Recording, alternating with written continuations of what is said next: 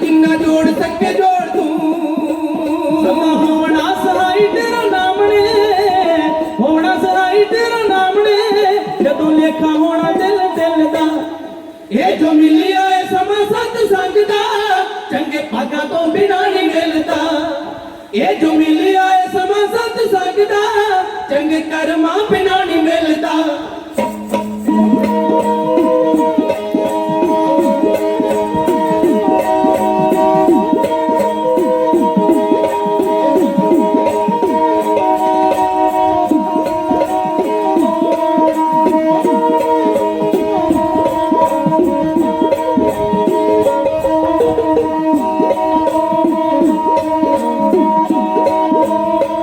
कर शुकराना उस परवरदिगार दा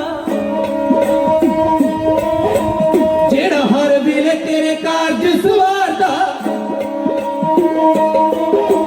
कर शुकराना उस परवरदिगार दा जेड़ा हर वेले तेरे कारज सवारदा ओदे हुक्म च सारे कोई पक्का नहीं हुक्म च सारे कोई पक्का नहीं ओदी मर्जी बिना नहीं चलदा ये जो मिलिया है समा सत्संग दा चंगे कर्मा बिना नहीं मिलता ये जो मिलिया है समा सत्संग दा चंगे कर्मा बिना नहीं मिलता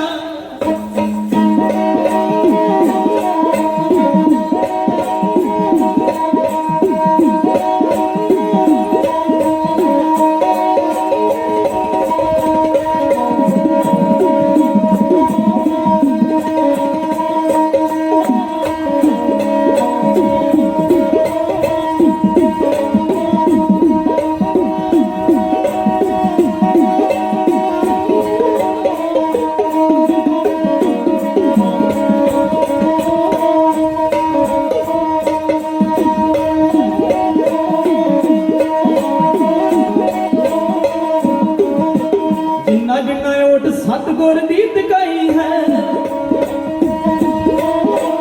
जग विच मिली उन्हां ताई वड्डियाई है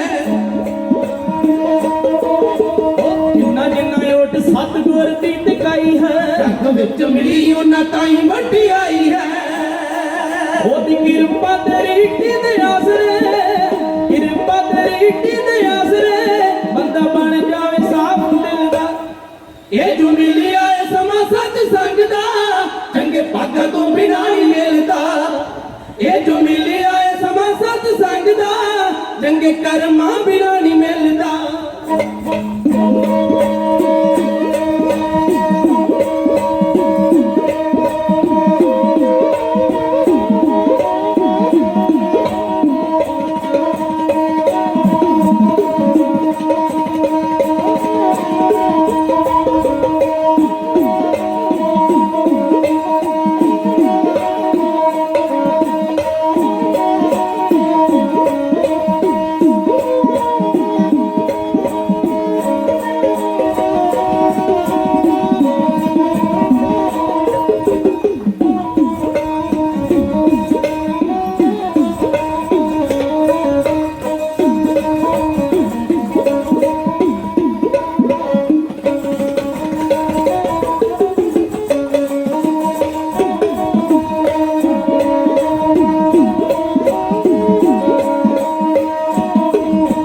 रब ने हमेशा राखी भगतां दी करी है आखदा भमती गल 16 ने कही है रब ने हमेशा राखी भगतां दी करी है आखदा भमती गल 16 ने करी है ओदे रहमत बिनानी विच हिरदे रहमत बिनानी विच हिरदे सच्चे नाम दा कमल खिलदा ये जो मिलिया है समा सत्संग दा चंगे भागा तो बिना नहीं मिलता ये जो मिलिया है समा सत्संग दा चंगे कर्मा बिना नहीं मिलता चंगे भागा तो बिना नहीं मिलता चंगे कर्मा बिना नहीं मिलता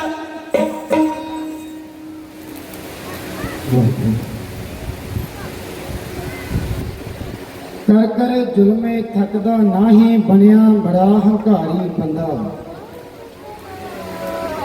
शाम नूं दारू सुबह नमाज लगदा भगत पुजारी बंदा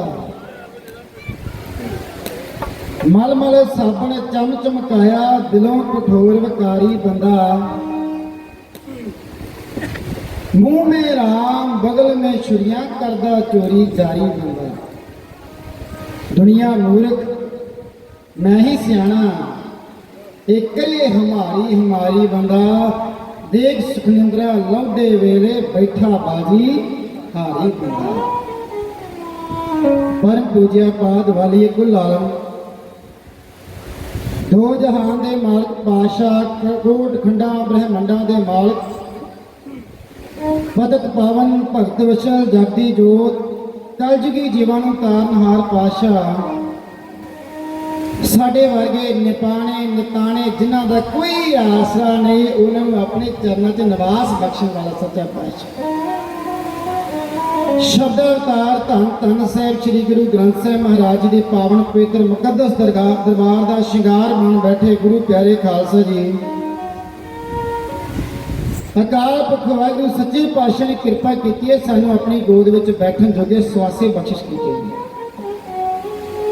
संतां महापुरुषां दी कीतियां होईयां कमाईयां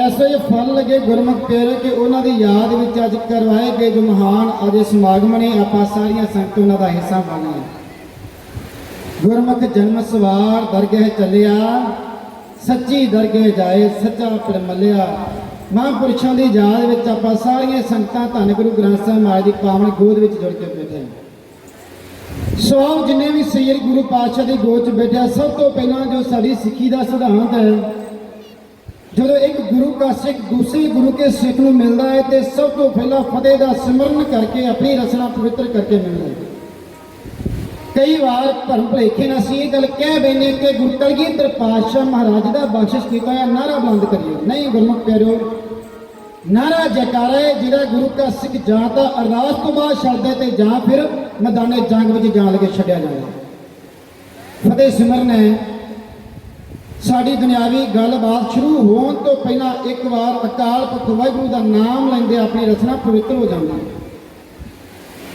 ते आप संगत ने प्रैक्टिकल करके भी देखा होगा भावें जिन्ना मर्जी साड़ा हिरदा तपिया होवे किसी दे कोलों दुखी होइए जदों किसी में जाके फतेह बुलाने एक बार मन शांत हो जाए ये गुरु कलगीधर पातशाह महाराज की बख्शिश है ऐसे दीन दयालु कृपालु पातशाह जिन्हां दे बारे गोकल चंद नारंग लिखता है वो कहता he brought a new people into being and release the dynamic force in the area of India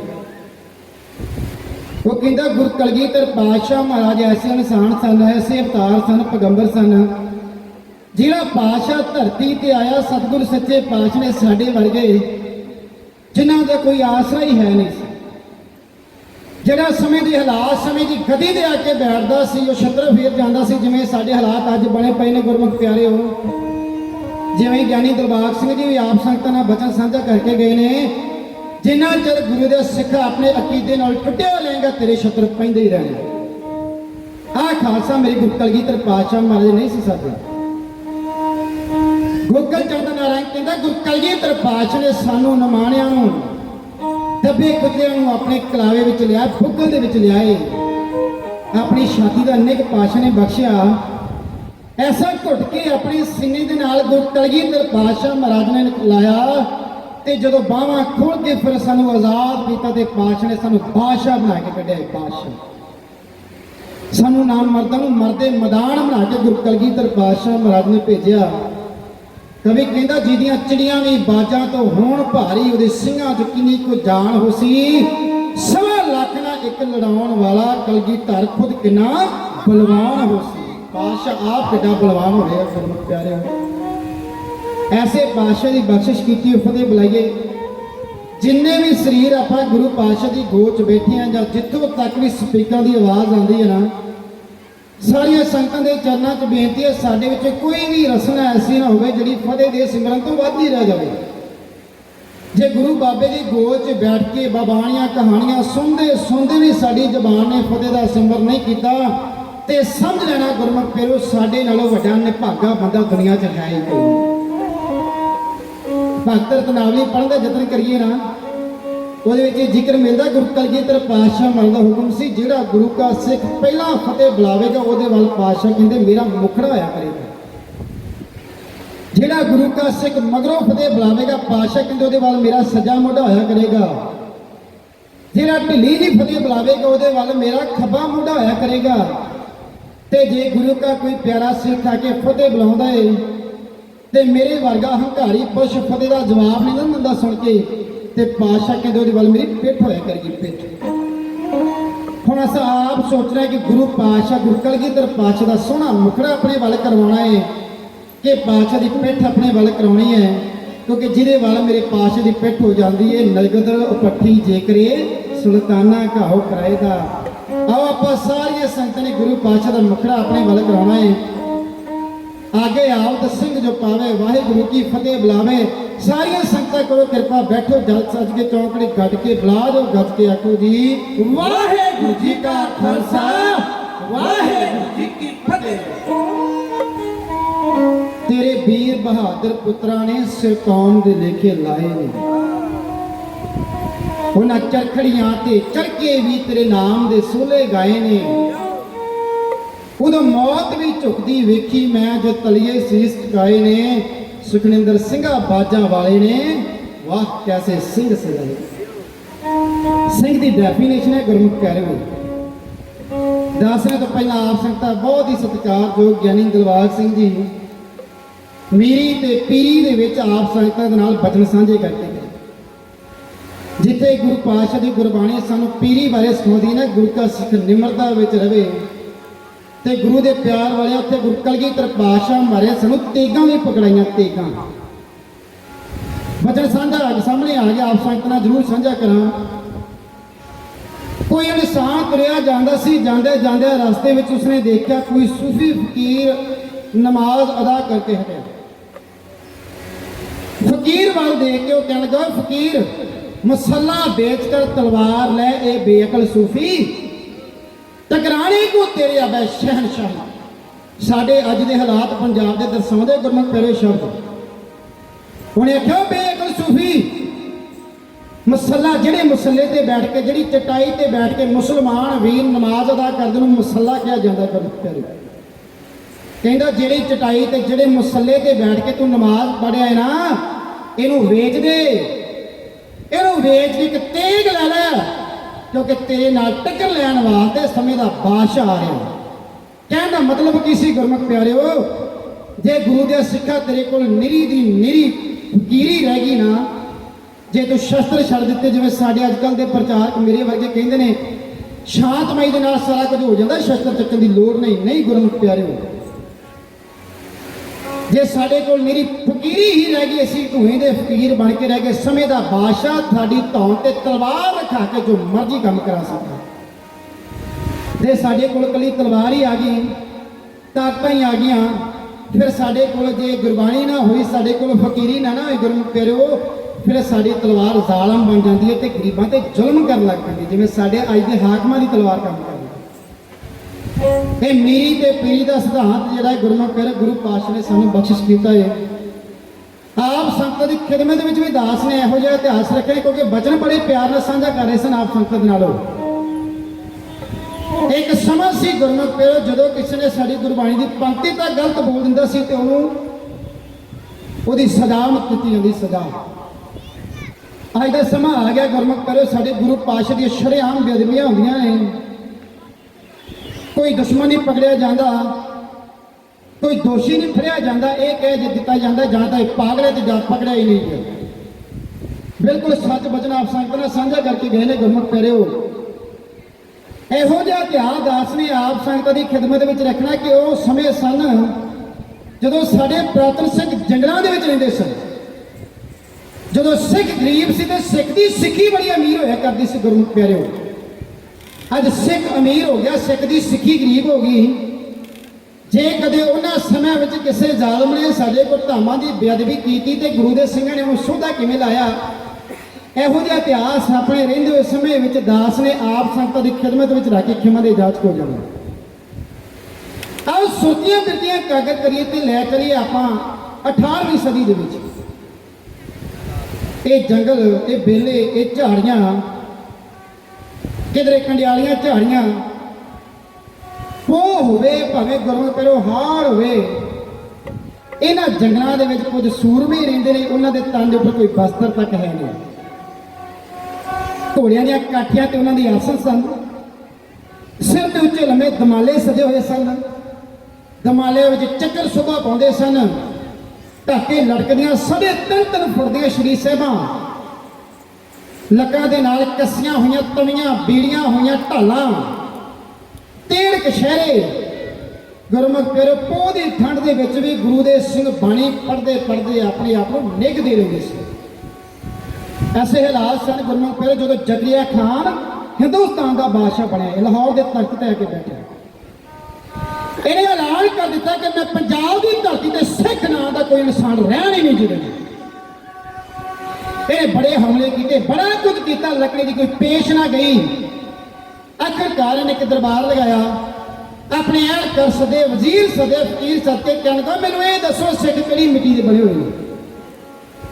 ਮੈਂ ਜਿੰਨਾ ਵੀ ਇਹਨਾਂ ਨੂੰ ਮਾਰਨ ਦੀ ਕੋਸ਼ਿਸ਼ ਕਰਦਾ, ਜਿਹੜੇ ਦੇ ਦੁੱਗਣੇ ਚੁਗਣੇ ਹੁੰਦੇ ਜਾਂਦੇ ਨੇ।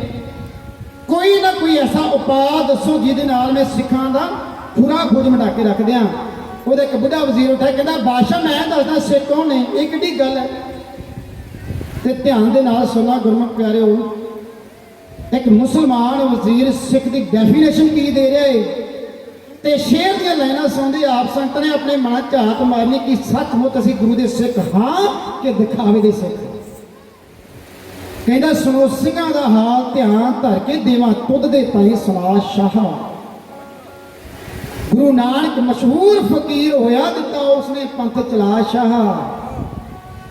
ਇਸੇ ਗੱਦੀ ਉੱਤੇ ਗੁਰੂ ਗੋਬਿੰਦ ਸਿੰਘ ਨੇ ਝੰਡਾ ਸਿਰ ਗੁਰਿਆਈ ਝੁਲਾ ਸ਼ਾਹ। ਲਿਆ ਆਪੇ ਹਯਾਤ ਬਹਿਸ਼ਤ ਵਿੱਚੋਂ ਦੇਵਾਂ ਉਸ ਦਾ ਭੇਤ ਬਤਾ ਸ਼ਾਹ। ਆਪੇ ਹਯਾਤ ਜਿਹਨੂੰ ਅਸੀਂ ਅੰਮ੍ਰਿਤ ਆਖਦੇ ਹਾਂ। ਕਹਿੰਦਾ ਇਹਨਾਂ ਦੇ ਗੁਰੂ ਦੇ ਸਿੱਖ ਨੇ ਇੱਕ ਅੰਮ੍ਰਿਤ ਦਾ ਬਾਟਾ ਸੱਚਖੰਡ ਵਿੱਚੋਂ ਲੈ ਕੇ ਆਇਆ ਹੈ, ਪਤਾ ਨਹੀਂ ਉਹ 'ਚ ਕੀ ਪਾਇਆ। ਇਹਨਾਂ ਨੂੰ ਵੈਸੇ ਜਿੰਨਾ ਮਰਜ਼ੀ ਵੱਢ ਟੁੱਕਦੀ ਹੈ, ਜਿਹੜਾ ਅੰਮ੍ਰਿਤਧਾਰੀ ਸਿੰਘ ਹੈ ਨਾ, ਫਿਰ ਵੀ ਸਾਡੇ ਨਾਲ ਵੱਢ ਟੁੱਕ ਕੇ ਧਰਤੀ ਤੇ ਸੁੱਟ ਦਈਏ। ਇਹਨਾਂ ਦੀ ਕੌਮ ਵਾਲ ਜੇ ਕਾਰੀ ਅੱਖ ਦੇ ਨਾਲ ਦੇਖੀਏ, ਫਿਰ ਸਾਡੇ ਨਾਲ ਲੜਨ ਵਾਸਤੇ ਆਂ ਤਿਆਰ ਦਾ ਤਿਆਰ ਖੜਾ ਹੋ ਜਾਂਦਾ। ਕਹਿੰਦਾ ਲਿਆ ਆਪੇ ਹਯਾਤ ਬਹਿਸ਼ਤ ਵਿੱਚੋਂ ਦੇਵਾ ਉਸ ਦਾ ਭੇਤ ਬਤਾ ਸ਼ਾਹ। 5 ਸਿੰਘ ਰਲ ਬੈਠਦੇ ਇੱਕ ਜਗ੍ਹਾ, ਬਾਟਾ ਲੋਹੇ ਦਾ ਵਿੱਚ ਟਕਾ ਸ਼ਾਹ। ਪਾਣੀ ਵਿੱਚ ਪਤਾਸੇ ਪਾਏ ਕਿਤੇ ਖੰਡਾ ਲੋਹੇ ਦਾ ਵਿੱਚ ਫੜਾ ਸ਼ਾਹ। ਮੁਖੋਂ ਗੁਰੂ ਦੀ ਉਹ ਕਲਾਮ ਪੜ੍ਹਦੇ ਜਿਹੜੀ ਇਹਨਾਂ ਨੂੰ ਗਿਆ ਸਿਖਾ ਸ਼ਾਹ। ਥੋੜੇ ਚਿਰ ਪਿੱਛੋਂ ਪੀਣ ਵਾਲੜੇ ਨੂੰ ਲੈਣ ਆਪਣੇ ਕੋਲ ਬੁਲਾ ਸ਼ਾਹ। ਮੂੰਹ ਅੱਖੀ ਕੇਸਾਂ ਵਿੱਚ ਮਾਰ ਛੱਡੇ, ਪਿੱਛੋਂ ਸਾਰਾ ਹੀ ਦੇਸ਼ ਕਾ ਸ਼ਾਹ। ਫਿਰ ਮਜ਼ਬੇ ਕਾਇਦੇ ਦੱਸ ਕੇ ਤੇ ਦੇਣ ਕੜਾ ਖਵਾ ਸ਼ਾਹ। ਬਾਦਸ਼ਾਹ ਸੁਣ ਮੇਰੀ ਭੇਡ ਨਾ ਜਿਨ੍ਹਾਂ ਤੋਂ ਜਾਏ ਮੋੜੀ, ਨਾਲ ਹਾਥੀਆਂ ਜੰਗ ਮਚਾ ਸ਼ਾਹ।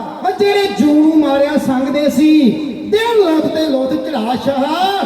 ਤਾਈਓ ਸੱਚਾ ਮਾਰੇ ਮੁੱਕਦੇ ਨਹੀਂ, ਅਸੀਂ ਰਹੇ ਬਹੁਤਾ ਜੋਰ ਲਾ ਸ਼ਾਹ। ਬਾਦਸ਼ਾਹ ਆਏ ਸਿੱਖ ਤੇ ਜੇ ਤੂੰ ਚਾਹਣਾ ਸਿੱਖਾਂ ਨੂੰ ਖਤਮ ਕਰਨਾ ਨਾ, ਜਦੋਂ ਕਿਸੇ ਇਨਸਾਨ ਦੇ ਸਰੀਰ ਵਿੱਚੋਂ ਦਿਲ ਕੰਮ ਕਰਨਾ ਬੰਦ ਕਰ ਦੇਵੇ, ਉਹ ਇਨਸਾਨ ਦੁਨੀਆ ਤੋਂ ਚਲਿਆ ਜਾਂਦਾ, ਖਤਮ ਹੋ ਜਾਂਦਾ ਏ। ਤੇ ਸਿੱਖਾਂ ਦਾ ਦਿਲ ਹੈ ਇਹਨਾਂ ਦਾ ਹਰਿਮੰਦਰ ਸਾਹਿਬ। ਜਾ ਕੇ ਇਹਨਾਂ ਦੇ ਹਰਿਮੰਦਰ ਸਾਹਿਬ ਨੂੰ ਨਿਸ਼ਤਨਾ ਬੂਤ ਕਰਦੇ, ਸਿੱਖ ਆਪਣੇ ਆਪ ਹੀ ਖਤਮ ਹੋ ਜਾਂਦੇ। ਇਹ ਬਾਦਸ਼ਾਹ ਨੇ ਇਲਾਕੇ ਦੇ ਚੌਧਰੀ ਸਦਕੇ ਆਖਿਆ ਕਿ ਸਿੱਖਾਂ ਦਾ ਦਰਬਾਰ ਸਾਹਿਬ ਢਾਉਣਾ ਹੈ, ਦਰਬਾਰ ਸਾਹਿਬ ਦੇ ਜਾ ਕੇ ਕਬਜ਼ਾ ਕਰਨਾ ਹੈ, ਕਿਉਂਕਿ ਬਹੁਤਾ ਸਮਾਂ ਨਹੀਂ ਗੁਰਮੁਖ ਪਿਆਰੋ, ਸੀਮਤ ਜਿਹਾ ਸਮਾਂ ਹੈ। ਆਪ ਸੰਗਤ ਨਾਲ ਇਤਿਹਾਸ ਦੇ ਸ਼ਾਰਟਕਟ ਮੈਂ ਸਾਂਝ ਬਗੇ ਖਿਮਾ ਦੀ ਜਾਂਚ ਕਰ ਲਈ। ਆਪ ਸੰਗਤ ਨੇ ਇਤਿਹਾਸ ਬੜੀ ਵਾਰ ਸੁਣਿਆ ਹੋਵੇਗਾ। ਮੰਡਿਆਲੇ ਦੇ ਰਹਿਣ ਵਾਲਾ ਮੱਸਾ ਰੰਗੜ ਮਸਾਉਦੀਨ ਜਿਹਨੂੰ ਕਹਿੰਦੇ ਸੀ, ਰੰਗੜੇ ਨੂੰ ਤਿਆਗ ਕਿਹਾ ਜਾਂਦਾ ਸੀ ਕਿਉਂਕਿ ਹਿੰਦੂਆਂ ਦਾ ਮੁੰਡਾ ਸੀ। ਜਿਹੜਾ ਆਪਣਾ ਧਰਮ ਤਬਦੀਲ ਕਰਕੇ ਹਿੰਦੂਆਂ ਤੋਂ ਮੁਸਲਮਾਨ ਬਣ ਜਾਂਦਾ ਸੀ, ਉਹਨੂੰ ਰੰਗੜ ਕਿਹਾ ਜਾਂਦਾ ਸੀ। ਇਹ ਜ਼ਕਰੀਆ ਖਾਨ ਦਾ ਜਰਨੈਲ ਸੀ ਤੇ ਫੌਜ ਲੈ ਕੇ ਦਰਬਾਰ ਸਾਹਿਬ ਆਇਆ। ਦਰਬਾਰ ਸਾਹਿਬ ਦੇ ਅੰਦਰ ਜਿੰਨੇ ਵੀ ਗੁਰੂ ਕੇ ਸਿੱਖ ਦੀ ਸੇਵਾ ਕਰਦੇ ਸਨ, ਉਹਨਾਂ ਨੂੰ ਇਸਨੇ ਕਤਲ ਕਰ ਦਿੱਤਾ।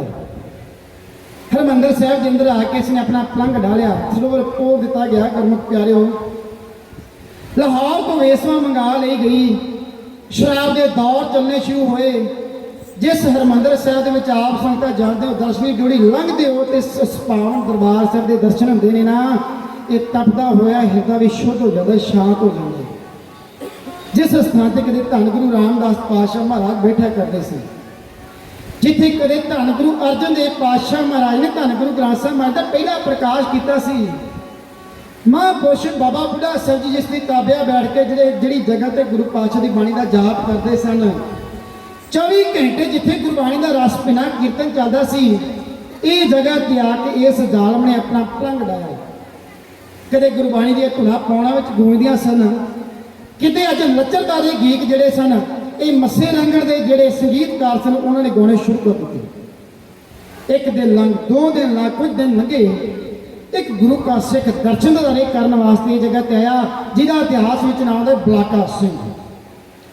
ਸਰਦਾਰ ਬਲਾਕਾ ਸਿੰਘ ਨੇ ਜਦੋਂ ਕਹਿਰ ਹੁੰਦਾ ਤੱਕਿਆ ਤੇ ਮਰਦ ਤੋਂ ਰਿਹਾ ਨਾ ਗਿਆ। ਆਪ ਸੰਤਾਂ ਦਾ ਕਿੱਦਾਂ ਹੁੰਦਾ ਹੈ, ਸਾਡੇ ਸਾਹਮਣੇ ਮੱਸਾ ਰੰਗੜ ਖੜਾ ਹੋਵੇ, ਵੇਸਵਾ ਨਾਚ ਕਰਦੀ ਹੋਵੇ, ਸਾਡੇ ਗਾਤਰੇ ਪਾਈ ਹੋਵੇ ਤੇਗ, ਸਾਡੇ ਵੀ ਡੋਲੇ ਫਰਕਦੇ ਨੇ ਗੁਰਮੁਖ ਪਿਆਰੇ।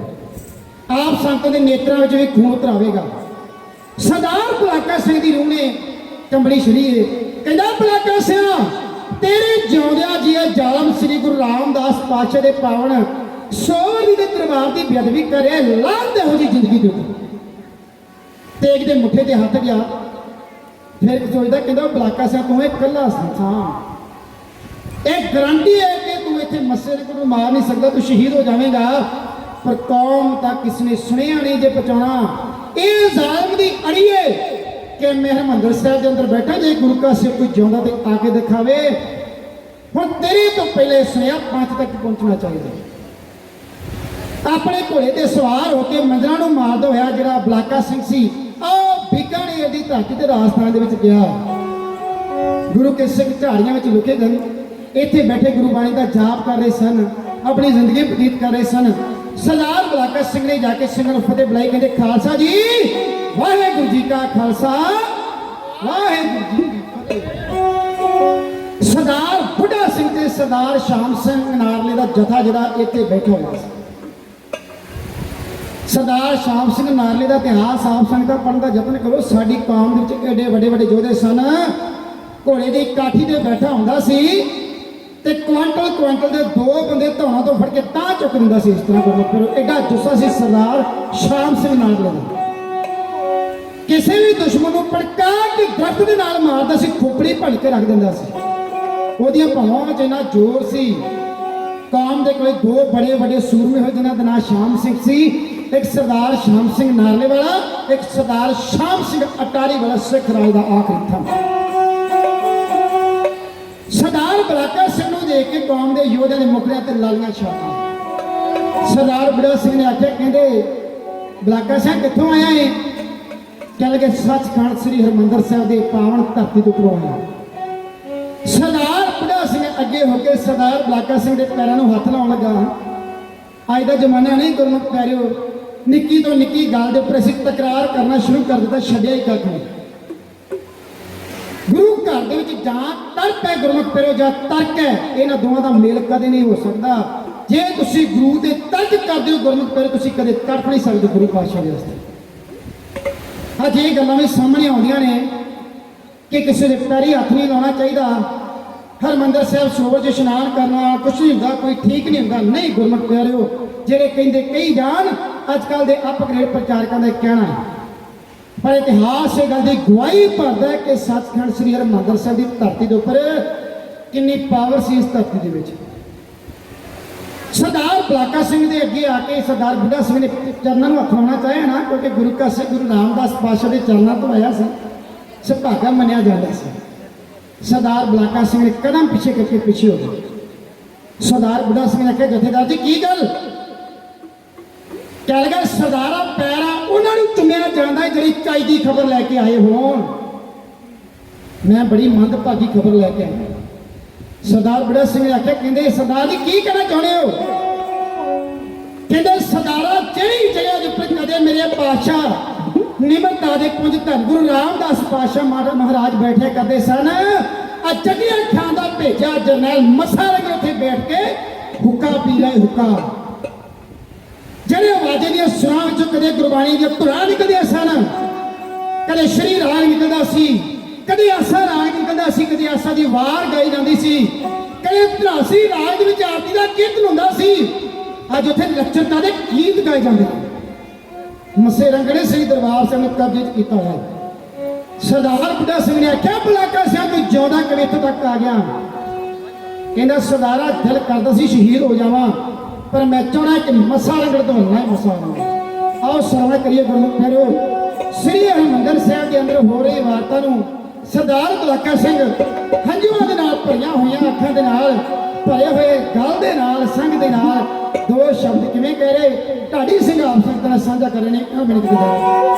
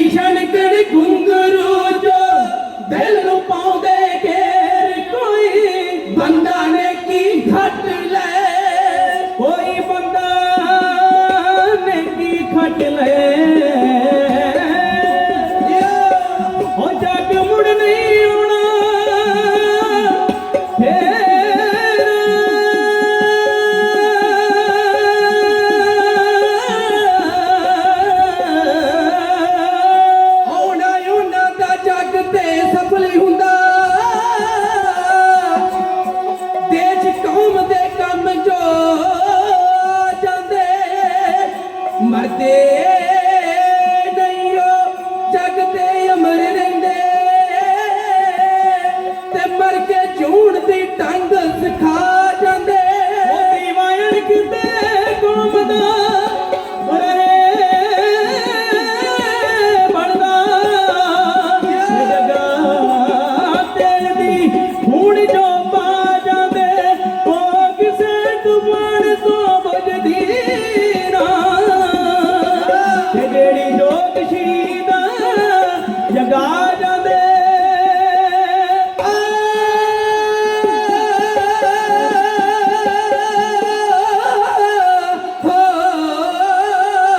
ਕੋਈ ਬੰਧਨ ਕੀ ਖੱਟ ਲੈ ਜਾ ਮੁੜ ਨਹੀਂ ਆਉਣਾ ਫੇਰ ਕੋਈ, ਉੱਠੇ ਪੰਛੀ ਸੂਰਮਾ।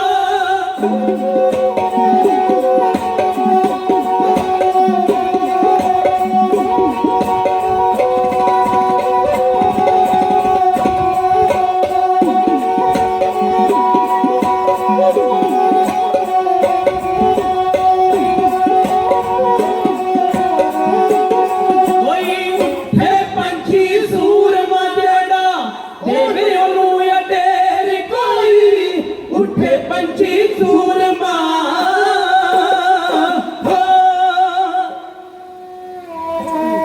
ਸਰਦਾਰ ਬਲਾਕਾ ਸਿੰਘ ਨੇ ਦਰਬਾਰ ਸਾਹਿਬ ਦੇ ਅੰਦਰ ਹੁੰਦੀ ਬੇਅਦਬੀ ਸਾਰੀ ਦੱਸੀ। ਸਰਦਾਰ ਬੁੱਢਾ ਸਿੰਘ ਨੇ ਆਖਿਆ, ਬੁੱਢਾ ਸਿੰਘ ਆਖਦਾ ਬਲਾਕਾ ਸਿੰਘਾ ਸਿੰਘ ਹੋ ਕੇ ਵੇਖ ਕੇ ਇਹ ਜ਼ੁਲਮ ਤੂੰ ਜਿਉਂਦਾ ਕਿਵੇਂ ਰਹਿ ਗਿਆ।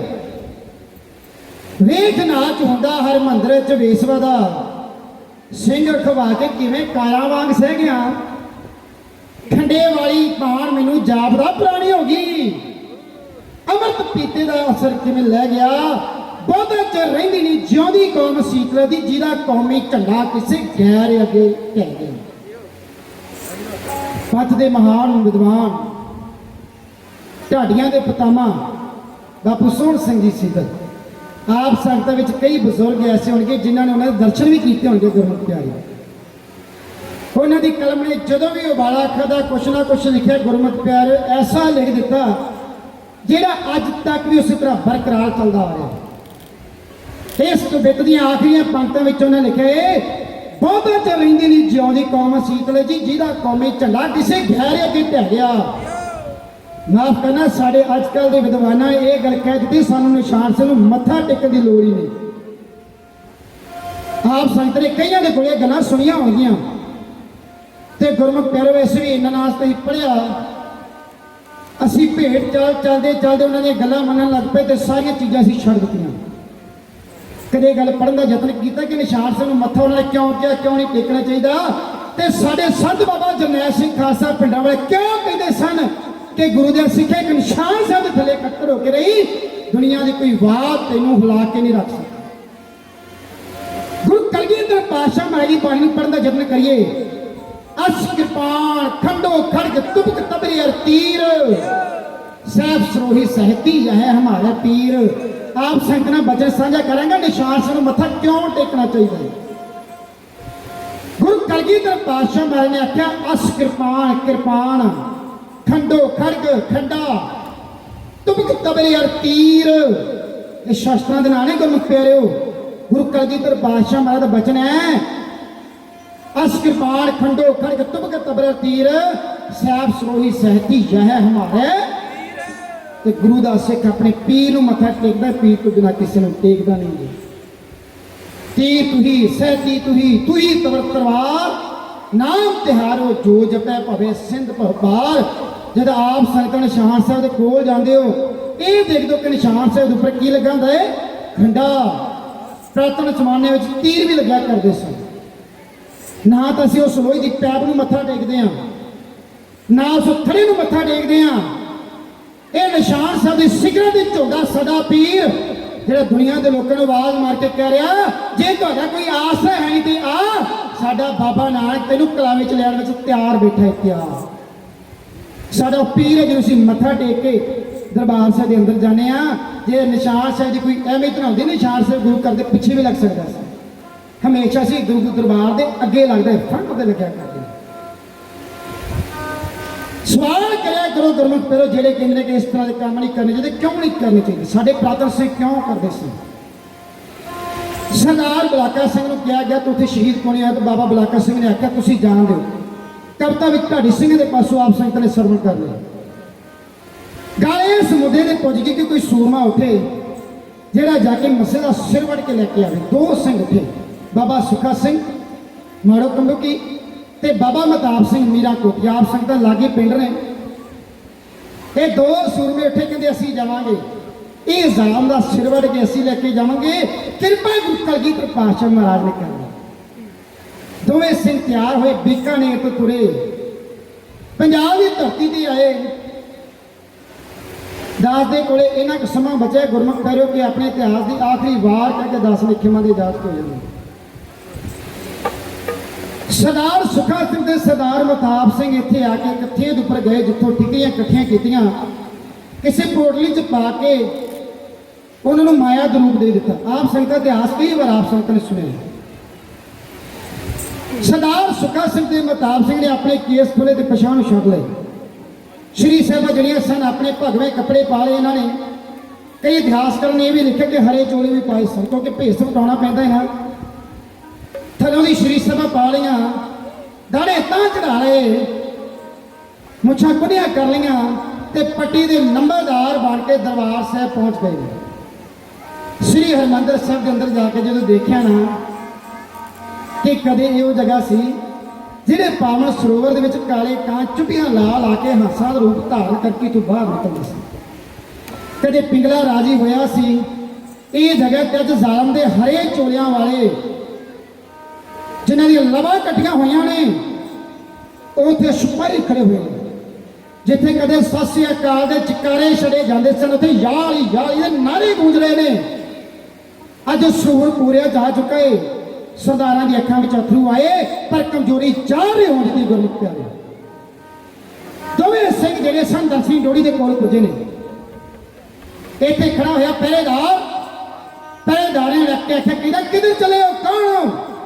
ਤੇ ਸਰਦਾਰਾਂ ਨੇ ਆਖਿਆ, ਪੱਟੀ ਦੇ ਨੰਬਰਦਾਰ ਆ, ਮਾਮਲਾ ਦੇਣ ਵਾਸਤੇ ਮਸਾਉਦੀਨ ਜੀ ਦੇ ਕੋਲ ਜਾ ਰਹੇ ਹੋ। ਤੇ ਹੱਸ ਕੇ ਗੱਲ ਕਰ ਜਾਓ, ਪਰ ਵਾਪਸ ਆਉਂਦੇ ਮੇਰਾ ਖਿਆਲ ਜ਼ਰੂਰ ਰੱਖਿਓ, ਮੇਰੇ ਵਾਸਤੇ ਕੁਝ ਨਾ ਕੁਝ ਲੈ ਕੇ ਆਇਓ। ਤੇ ਸਰਦਾਰ ਸੁੱਖਾ ਸਿੰਘ ਨੇ ਆਖਿਆ, ਕਹਿੰਦਾ ਜਵਾਨਾ ਜ਼ਰੂਰ, ਸਾਡੀ ਇੱਕ ਸ਼ਰਤ ਹੈ, ਤੈਨੂੰ ਤਾਂ ਦੇਵਾਂਗੇ। ਕਹਿੰਦਾ ਕੀ? ਕਹਿੰਦਾ ਸਾਡੇ ਵਾਪਸ ਆਉਂਦਿਆਂ ਤੱਕ ਇੱਥੇ ਟਿਕਿਆ ਰਹੀ, ਜਾਈ ਨਾ ਕਿਤੇ। ਤੇ ਕਹਿੰਦਾ ਭਲੇ ਮਾਨਸ, ਉਹ ਮੈਂ ਸਰਕਾਰ ਦਾ ਬੰਦਾ, ਮੈਂ ਕਿੱਥੇ ਜਾਣਾ, ਮੈਂ ਤਾਂ ਪਹਿਲਾਂ ਨੌਕਰੀ ਦਾ ਬੱਝਾ ਇੱਥੇ ਖੜਾ। ਕਹਿੰਦੇ ਠੀਕ ਹੈ। ਇਹ ਦੋਵੇਂ ਸਿੰਘ ਜਿਹੜੇ ਸਨ ਇੱਥੇ ਕਦਮੀ ਕਾਲ ਤੁਰਦੇ ਤੁਰਦੇ ਉੱਥੇ ਪਹੁੰਚੇ ਜਿੱਥੇ ਧੰਨ ਗੁਰੂ ਰਾਮਦਾਸ ਪਾਤਸ਼ਾਹ ਮਾਰ ਟੇਕ ਕੇ ਬੈਠਿਆ ਕਰਦੇ ਸੀ। ਗੁਰੂ ਦੇ ਪਿਆਰ ਵਾਲਿਆ, ਇਤਿਹਾਸ ਨੂੰ ਪੜ੍ਹਨ ਦਾ ਯਤਨ ਕਰ। ਸੱਚਖੰਡ ਸ੍ਰੀ ਹਰਿਮੰਦਰ ਸਾਹਿਬ ਡਿਠੇ ਸਭੇ ਥਾਰ ਨਹੀਂ ਤੁਧ ਜਿਹਿਆ, ਬਧੋ ਪੁਰਖ ਵਧਾਤੇ ਤਾ ਤੂੰ ਸੁਹਿਆ, ਵਸਦੀ ਸਗਨ ਅਪਾ ਅਨੂਪ ਰਾਮਦਾਸਪੁਰ, ਹਰਹਾ ਨਾਨਕ ਕਸਮਲ ਜਾਈਏ ਨਾਈਐ ਰਾਮਦਾਸ। ਸੱਚਖੰਡ ਸ੍ਰੀ ਹਰਿਮੰਦਰ ਸਾਹਿਬ ਦੇ ਬਾਰੇ ਕਿਸੇ ਮੁਸਲਮਾਨ ਫਕੀਰ ਨੇ ਲਿਖਿਆ, ਕਹਿੰਦਾ ਦੁਨੀਆ ਤੇ ਦੋ ਹੀ ਸੱਚਖੰਡ ਨੇ, ਸਿਰਫ ਦੋ। ਇਹਨਾਂ ਦੋਵਾਂ ਸੱਚਖੰਡਾਂ ਤਕੜੀ ਚ ਪਾ ਕੇ ਪਰਮਾਤਮਾ ਨੇ ਤੋਲਿਆ। ਜਿਹੜਾ ਸੱਚਖੰਡ ਭਾਰਾ ਸੀ ਉਹ ਧਰਤੀ ਤੇ ਰਹਿ ਗਿਆ, ਜਿਹੜਾ ਸੱਚਖੰਡ ਹੌਲਾ ਸੀ ਉਹ ਆਕਾਸ਼ ਚ ਚਲਾ ਗਿਆ। ਜਿਹਨੂੰ ਅਸੀਂ ਸੱਚਖੰਡ ਕਹਿੰਦੇ ਆ, ਜਿਹਨੂੰ ਅਸੀਂ ਦਰਗਾਹ ਕਹਿੰਦੇ ਆ, ਅਕਾਲ ਪੁਰਖ ਵਾਹਿਗੁਰੂ। ਇਹ ਸੱਚਖੰਡ ਸ੍ਰੀ ਹਰਿਮੰਦਰ ਸਾਹਿਬ ਗੁਰਮੁਖ ਪਿਆਰਿਓ, ਜਦੋਂ ਵੀ ਕਿਸੇ ਨੇ ਕੌਮ ਨੂੰ ਢਾਹ ਲਾਉਣ ਦੀ ਕੋਸ਼ਿਸ਼ ਕੀਤੀ ਹੈ, ਭਾਵੇਂ ਕੋਈ ਪ੍ਰਾਤਨ ਸਮਾਜ ਸੀ ਤੇ ਭਾਵੇਂ ਵਰਤਮਾਨ, ਸ੍ਰੀ ਹਰਿਮੰਦਰ ਸਾਹਿਬ ਤੇ ਚੜ੍ਹਾਈ ਕਰਕੇ ਆਏ। ਦੋਵੇਂ ਸਿੰਘ ਜਦੋਂ ਅੰਦਰ ਪੁੱਜੇ ਨੇ, ਇਹਨਾਂ ਦੀਆਂ ਪਲਕਾਂ ਦੇ ਪਰਦੇ ਅੱਖਾਂ ਤੋਂ ਤਾਂ ਹੋਏ। ਕੀ ਦੇਖਦੇ ਨੇ ਕਿ ਤਾਜੀ ਕਰਾਈ ਹੋਈ ਟੈਂਟ ਦੇ ਉੱਪਰ ਇਹ ਮੱਸਾ ਰੰਗੜ ਤੁਣਕੇ ਮਾਰੇ। ਗੁਰਮੁਖ ਪਿਆਰਿਓ, ਕਿਉਂ ਮਾਰੇ?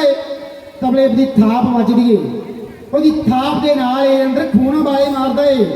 ਕਦੇ ਨੱਚਦੀ ਹੋਈ ਕੰਜਰੀ ਦੇ ਲੱਕ ਵੱਲ ਵੇਖਦਾ ਏ, ਕਦੇ ਆਵਾਜ਼ ਵੱਜ ਵਿੱਚੋਂ ਆ ਰਹੀ ਆਵਾਜ਼ ਵੱਲ ਵੇਖਦਾ ਏ, ਕਦੇ ਸੰਗੀਤ ਦੀਆਂ ਧੁਨਾਂ ਦੇ ਕੰਨਾਂ 'ਚ ਪੈਂਦੀਆਂ ਨੇ। ਕਿਸੇ ਵਿਦਵਾਨ ਸੱਜਣ ਨੇ ਸਾਰੇ ਅੰਦਰ ਦੇ ਸੀਨ ਨੂੰ ਕ੍ਰੀਏਟ ਕੀਤਾ ਏ। ਉਹ ਕਹਿੰਦਾ ਧਾਪ ਟਿੱਡਾ ਧਈ ਧਈ ਬੋਲਦੀ ਮਰਦੰਗ ਸੰਗ ਲਿਪ ਲਿਪ ਨਖਰੇ ਸੇ ਨਾਚ ਦੀ ਨਕਈਆ, शुभ शुभ शाना नाने शुमक शुमक करे आगे नाने गुरु जो पाक से बंधैया, लमक लमक लिटा हीरो से निहोरे करे, जिया कर पाए लागे मथे की बंधिया, कह कवि बालम ये मस्से की मौत नाचे, भेजी ना गुरु आई नित गाती जो गवैया। कवि कहता थरक थरक थारा थारा रारा थरक, रिश्क रिश्क रेशमनी चुनरिया, कर कट में करी कुठे मटक मटक करे तौण मरैया, फर्क फर्क कर ਫਿਰੇ ਵੇ ਫਰਸ਼ ਫਰ ਕਰੇ ਨਚਰੀਆ ਸ਼ਰਨ ਪੀਤ ਸ਼ਰਾਬੀ ਸੁਰ ਸੰਗੀਤ ਸੁਨਰੀਆ। ਸ਼ਰਾਬ ਦੇ ਨਸ਼ੇ ਵਿੱਚ ਤਨ ਹੋਇਆ ਮਸੇ ਰੰਗ ਨੂੰ ਚੇਤਾ ਹੀ ਭੁੱਲ ਗਿਆ ਸੀ ਕਿ ਪ੍ਰਮਾਤਮਾ ਵੀ ਕੋਈ ਚੀਜ਼ ਹੈ। ਅੱਤ ਦੇ ਖੁਦਾ ਦਾ ਵੈਰ ਹੋਇਆ ਕਰਦਾ ਏ। ਇਹ ਦੋਵੇਂ ਜਣਾਂ ਨੂੰ ਦੇਖ ਕੇ ਮੱਸਾ ਰੰਗਣ ਕਹਿੰਦਾ ਕੌਣ ਹੋ? ਕਹਿੰਦੇ ਤੁਹਾਡੇ ਪਰਵਤਗਾਰ। ਕਹਿੰਦੇ ਕੀ ਕਰਨਾ ਆ? ਕਹਿੰਦੇ ਪੱਟੀ ਦੇ ਨੰਬਰ ਆਧਾਰ ਆ, ਤੁਹਾਨੂੰ ਮਾਮਲਾ ਦੇਣ ਵਾਸਤੇ ਆਏ ਆ। ਜਦੋਂ ਮਾਮਲੇ ਦਾ ਨਾਮ ਸੁਣਿਆ ਤਾਂ ਰੋਮ ਖਿਲ ਉੱਠਿਆ। ਉਹ ਕਹਿੰਦਾ ਫਿਰ ਡੀਕਦੇ ਕੀ ਹੋ? ਕਿੱਥੇ ਮੋਹਰਾਂ ਦੀਆਂ ਖੁਰਜੀਆਂ? ਕਰੋ ਮੇਰੇ ਸਾਹਮਣੇ। ਸਰਦਾਰ ਸੁੱਖਾ ਸਿੰਘ ਨੇ ਆਪਣੇ ਖੁਦੇ ਵਿੱਚ ਪਕੜੀਆਂ ਹੋਈਆਂ ਕੁਰਜੀਆਂ ਬਾਹਰ ਕੱਢਿਆ ਤੇ ਪੂਰੇ ਦਿਮਾਗ ਲਗਾਇਆ ਕਿ ਜ਼ਾਲਮ ਨੂੰ ਸੋਧਿਆ ਕਿਵੇਂ ਜਾਵੇ। ਤੇ ਵੀ ਸੋਚਿਆ ਸੀ ਕਿ ਅਸੀਂ ਸ਼ਹੀਦ ਨਹੀਂ ਹੋਣਾ, ਇਹਨੂੰ ਜ਼ਰੂਰ ਇੱਥੋਂ ਲੈ ਕੇ ਜਾਣਾ। ਸਰਦਾਰ ਸੁੱਖਾ ਸਿੰਘ ਨੇ ਦੋਵੇਂ ਖੁਰਜੀਆਂ ਜਿਹੜੇ ਸਨ ਮੋਹਰਾਂ ਦੀਆਂ ਇਹਦੇ ਮੰਜੇ ਦੇ ਹੇਠਾਂ ਸੁੱਟੀਆਂ। ਜਦੋਂ ਮੋਹਰਾ ਚੱਕਣ ਵਾਸਤੇ ਧੌਣ ਨਵਾਈ ਹੋਇਆ ਉਦੋਂ ਦੇ ਦੋਵੇਂ ਆਗਾ ਛੱਡ ਕੇ ਸਤਿ ਸ੍ਰੀ ਅਕਾਲ ਦਾ ਜਕਾਰਾ ਕਰਕੇ ਗੁਰੂ ਕਲਗੀਧਰ ਪਾਤਸ਼ਾਹ ਦਾ ਸਰਦਾਰ ਸੁੱਖਾ ਸਿੰਘ ਤੇਰ ਮਾਰ ਕੇ ਦਾ ਕੀਰਤਨ 16 ਜਿਵੇਂ ਪੜਦਾ ਏ ਉਸ ਵੇਲੇ ਦਾ ਵੇਰਵਾ ਢਾਡੀ ਸਿੰਘ ਨੇ ਸ਼ਬਦਾਂ ਵਿੱਚ